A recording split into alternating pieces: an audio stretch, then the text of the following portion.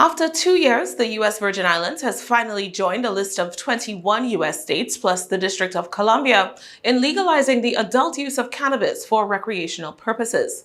The adult use cannabis legislation was passed alongside a measure that will automatically expunge the records of individuals convicted of marijuana-related offenses. Other criminal charges linked to marijuana convictions, however, will remain. Chuckles of victory and perhaps relief could be heard across the Senate floor after lawmakers pushed into the early Friday morning to pass not just the cannabis bill, but a number of other critical pieces of legislation during Donna Fred Gregory's last session as president of the 34th legislature. It's been a rocky and winding path. And moving this legislation has been a heavy lift. And I'm here and happy to report that no one senator in this institution could have lifted this measure. This is a measure that's very similar to the measure that we move when we move the GRS, the measures that we move when we move behavioral health, and the 8%, and I could go on and on. This is a measure that required us to put our heads together collectively.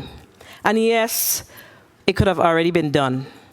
However, what's the best time? The best time is now because we can't look at the past. And why it's important to move this measure in this 34th legislature is because we traveled to Colorado.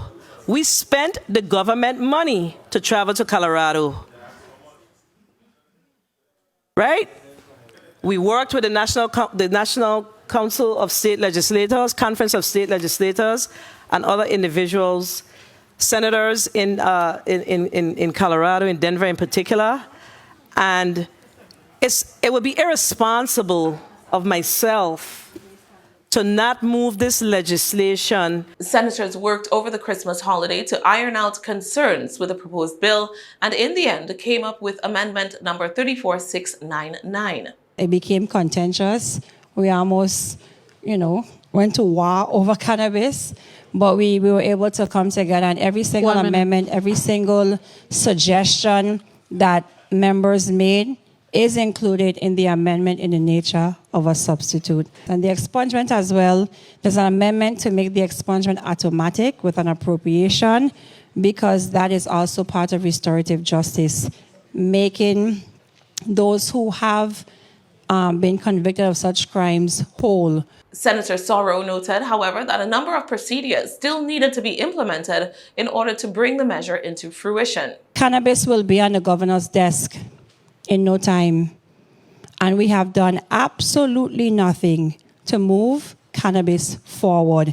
We ball, I get attacking debates about cannabis, and it will be on the governor's desk.